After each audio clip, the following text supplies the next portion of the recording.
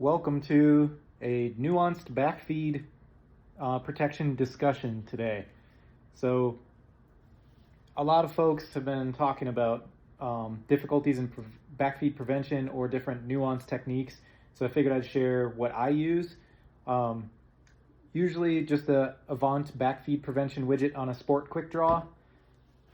Sometimes I use just loose beaners with backfeed prevention widgets, whether they're Avant or the old school Maddie Skinner style ones, just because it's what I already have loaded up on the beaners. Last summer I was using a little bit of these nylon rings or loops to prevent backfeed, but they're kind of clunky or kind of laborious to deploy. I've made these clamps.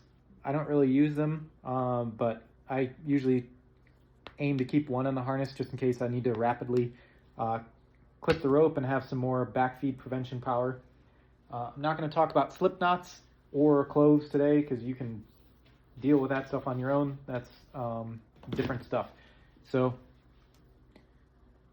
0.5, place it in the crack, use the nylon loop style backfeed prevention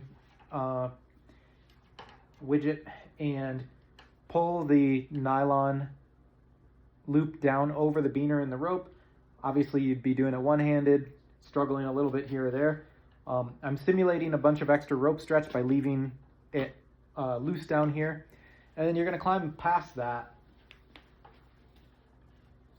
and clip a higher piece, and everything is fine except for if you have rope stretch and you fall on that upper piece, it's going to pull that cam upwards. Maybe it's a problem, maybe it's not. If that piece blows, now you're going to fall back directly into that piece that has walked in or hasn't walked, depends on the placement. So you just want to be aware that that situation can occur. So I'll pull this one back out, and we can use just a regular sport draw, clipped at the low end of the webbing on the cam, so that way we have a little bit more throw in the fall that you take.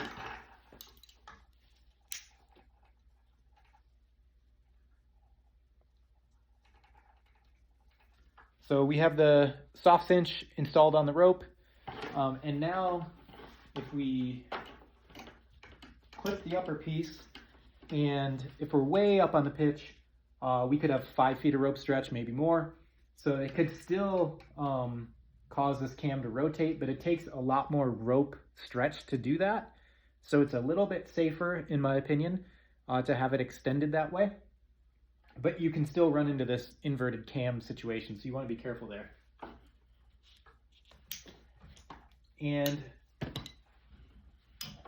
one of my favorite ways on hard gear routes to protect that backfeed is to just clip a loose carabiner with a soft cinch or backfeed widget on there. Clip it to the rope, and so now you've prevented the backfeed, and if you take a fall above it, that carabiner just goes up in the air and you don't have to worry. So that's probably one of the safer bets. If you decide to use a clamp, you're going to get the same result, where you clip it above your protection, hold that backfeed. If you fall, it doesn't affect the cam. So just choose what you need to use when you need to use it.